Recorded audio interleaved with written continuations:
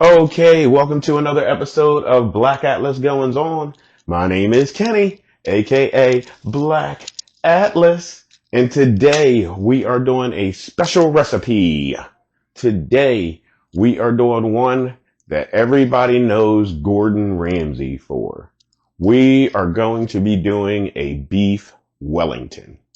So, with that being said, we are going to go ahead and go through the ingredients, and then we will take it step by step as usual. Now, there were a couple recipes that I saw, so I took which one I like the best, and we're going to go with that one. So we're going to go through these ingredients first. Okay, so first on the list we have, it is about a 7-inch Chateaubriand, which is the middle part of the beef tenderloin. Then we have Grey Poupon, Dijon mustard. Then there were a few recipes that said between 1 to 2 pounds of mushrooms, different kinds for the mushroom duxelle. So we have white mushrooms, fresh portobello mushrooms, and then fresh baby bella mushrooms. And then we have the, if I can say this right, foie gras. This is a duck liver pate that gets mixed in. Only a tiny bit of it mixes in with the mushroom duxelle to make it a little bit more creamy. Then we need 2 nice sized shallots, some butter, and I always use the Kerrygold garlic and herb butter. We need prosciutto. We need 3 garlic cloves chopped. We need 3 tablespoons of whiskey. I use Jim Beam, and that is going to be to deglaze the pan after the mushroom duxelle. And then we need puff pastry. Now with the prosciutto, some people call it Parma ham, some people call it prosciutto. I've always called it prosciutto. So if you walk in and you ask for prosciutto and they ask you what you're talking about, tell them you're looking for Parma ham. So those are all of the ingredients. Obviously with salt and pepper, you're going to need that as well. But we are going to get this area cleaned out, and then we are going to start going through the steps one by one. Okay, so what we are going to do right now, we are going to go ahead and get the mushrooms chopped up with the shallots and the garlic for the duxelle. We are going to use my food processor. I'm going to get these mushrooms just cleaned up a little bit and get the skin and stuff off of the shallots. And then we will go ahead and get them in the food processor to get them chopped up real fine so we can make that duxelle in a little while.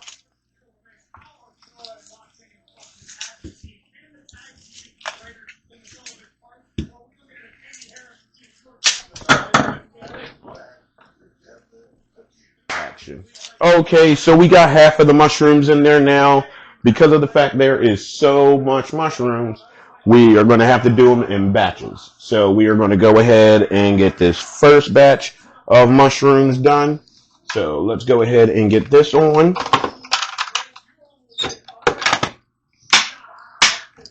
Get it plugged in. And then we are going to pulse.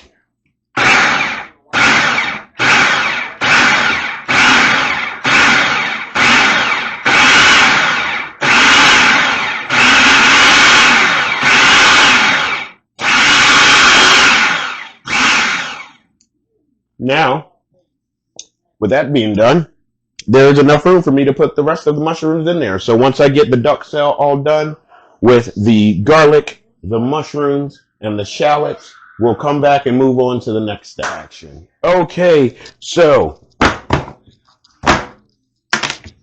we have the duxelle done.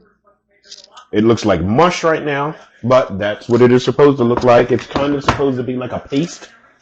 So that is done. We will get that in the frying pan soon, but first what we are going to do is we are going to go ahead and sear off the beef tenderloin, the Chateaubriand. We're just going to sear it. We're not cooking it all the way. We're literally just browning the outside. So we are going to go ahead and get it seasoned with salt and pepper, and then get oil in the pan. And then once it is done and we're moving to the next step, I'll bring you back so I can show you what it looks like. And then we will move on to the step after that. See you soon. Okay, so here is what it looks like. It is seared off, and immediately what we have to do is we have to go ahead and get the Grey Poupon on there before it cools. So let me go ahead and get that action. Okay, so I have the mustard here. Let's go ahead and get it covered and be liberal with it.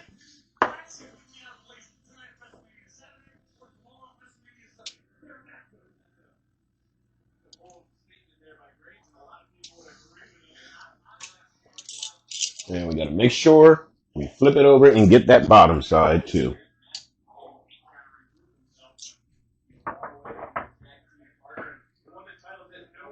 Make sure you get it all over.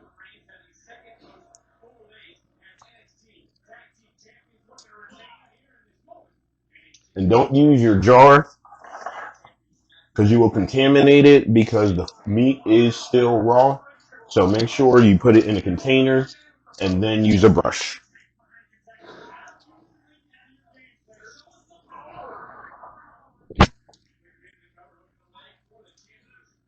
And there we go. We are all covered. So we are going to let that sit there and start to cool down a little bit.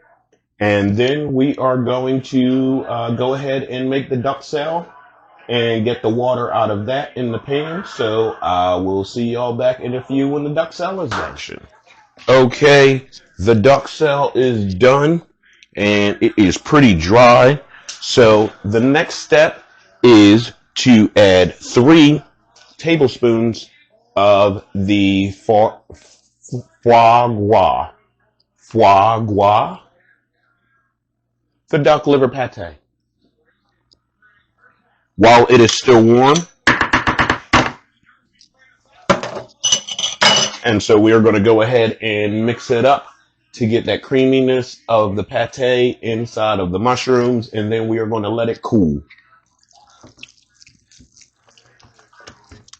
And then after it is all mixed in, and while you're letting it cool, taste it for seasoning to see if you need anything.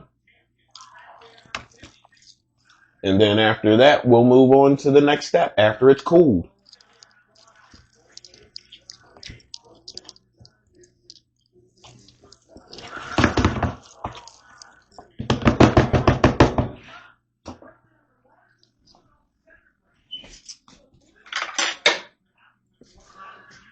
Taste for seasoning.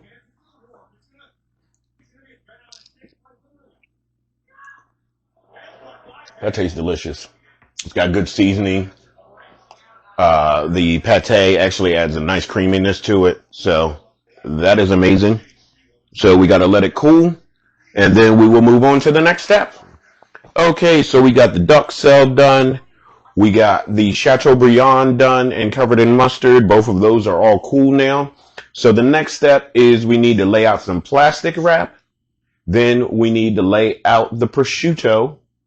And then we're going to cover the prosciutto with duxelle.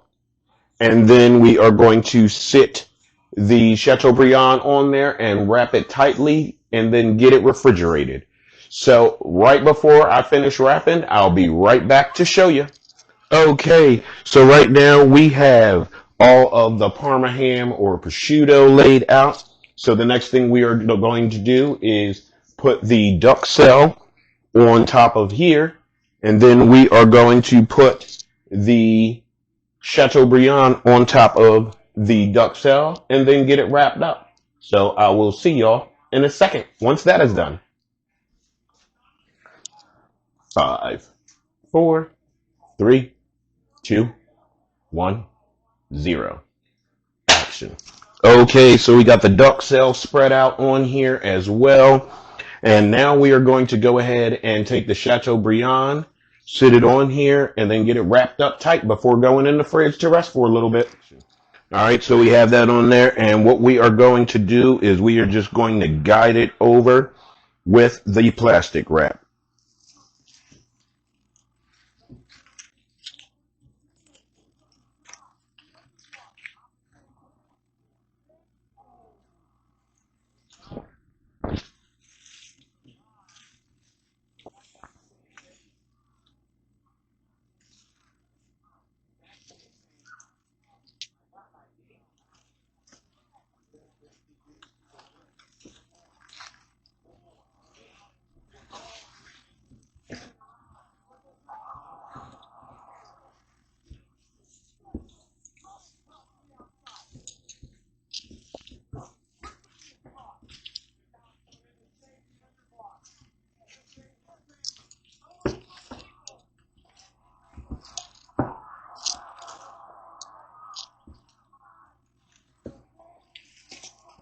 Okay, it is pretty tight now, so what we are going to do is we are going to put this in the refrigerator, and we are going to let it rest for about an hour to 2 hours. And then next we'll be wrapping it inside of the puff pastry. So I'll see y'all in about an hour or so. Okay, so it has been a couple hours, and we have the Wellington here wrapped in the prosciutto and the duxelle. So what we're going to do now is we are going to go ahead and wrap it in the puff pastry and get that rolled back up and put in the refrigerator for about a half an hour to tighten up. And then we are going to go ahead and get it baked off.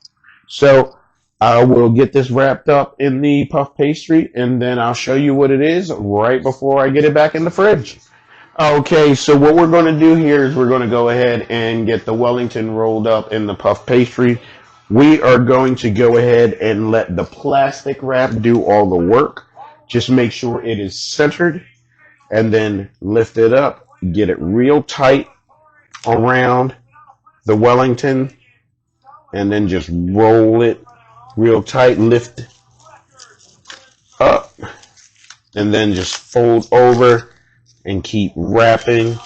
Make sure that it is real tight. And then what we're going to do is we are going to go ahead and flip it around because you don't want too much overlap. So you're going to want to cut off the excess and just leave enough for a little lip for that overlap. So once I go ahead and get it completely wrapped up, I'll show it to you before we get it put back in the refrigerator. Okay, so I have the beef Wellington wrapped up in the puff pastry. So we are going to go ahead and get it put in the refrigerator for about a half an hour to go ahead and tighten up. And then once we are about to get it on the tray and put it in the oven, we will come back and see you. So I'll see you in about 30 minutes. Okay, so we are back at the next step. We are going to go ahead and get the Wellington put on the tray and then get it brushed with egg wash. And then we are going to go ahead and get it put in the oven. You're going to get to see me use my French door 360 that I have not used in a little while. But since this is small enough to go in there, I can put it in there to bake. So once I get it on the tray, get it brushed with egg wash, and before I put it in the French door, I will come back and see y'all. Okay, so we have the beef Wellington on the tray, and we are going to go ahead and brush it with egg wash to make sure that that nice golden brown color comes in while it's cooking.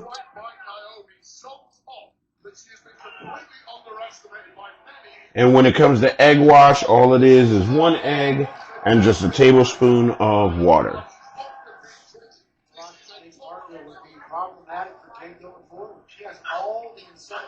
All right, and that is covered.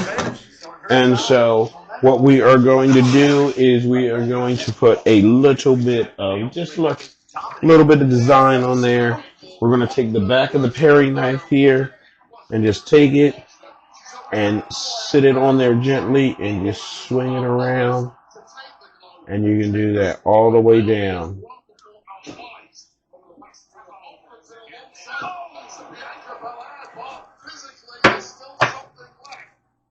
And then we're just going to take a little bit of kosher salt and just sprinkle it on the top.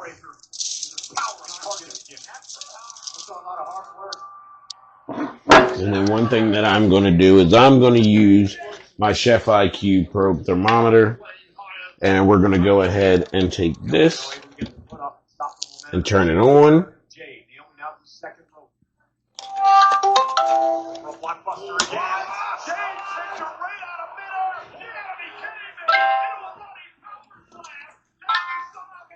We're going to take this, turn it on, and then just make sure it's right there in the center. We are going to go ahead and pull up the Chef IQ app. I would show this to you, but well, you know what? I guess I can turn around here. So what we can do is we can go into the probe, and I'm using probe number 2. And then I go to setup cook. It shows live reading 55 degrees. I go into beef. Then I go into roast. And I scroll down to tenderloin. And I'm going to put it in the oven, which is also the chef's pick for that. And then I'm going to go up to medium. And I hit next. And then the oven is already preheating. And then I already patted dry. And because it's a beef Wellington, we already went through all of these steps because we did different ones. And it says start cook. And we are right by the hub. And now all I have to do is put the food in the oven and it will start to cook. So once it's done preheating, I will let you know and we will move on to the next step. Okay, so the French door 360 is preheated. So we are going to go ahead and get the beef Wellington, grab it, get it put in here on the bake rack, which is down here on level 4. The thermometer is already put in there in the center. And then we are going to hit the timer on the thermometer and wait until it's done. So let's get these doors open.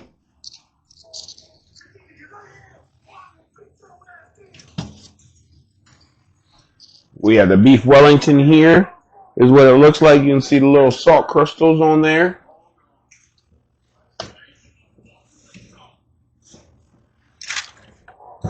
That is put in there, and it is on level 4, the bake rack.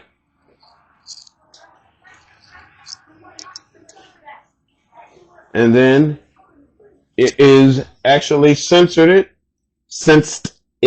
and it says it is calculating the cooking time. So once we get it pulled out, we will come back to you. So and then we have the beef Wellington out of the oven, and I forgot to film it as I was taking it out. So we have it here. It has already rested. So it is time to cut it open and see what it looks like. So I'm going to bring you in as I cut it open, and we will see how close we are. I think I actually overcooked it. I looked at the temperature, and I don't. If it's not right, then we'll see. But bring you in. Okay, so let's go ahead and get cut into here. I don't know if you hear that crunch. Let me see if I can move the microphone next to it.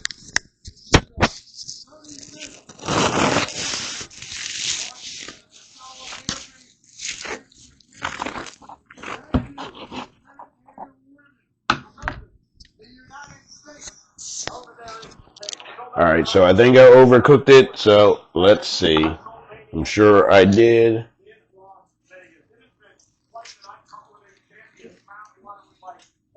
Oh, that looks amazing.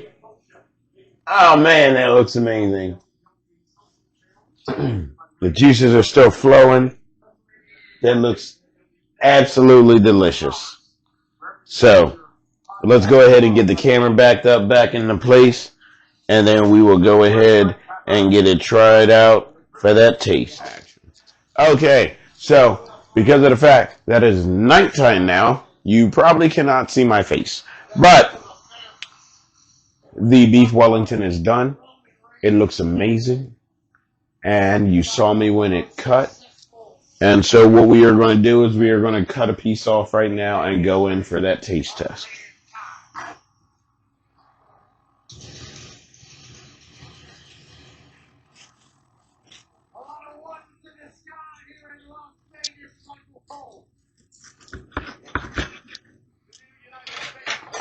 Okay, so we have a piece cut. Let's go ahead and get that taste test in. So tender.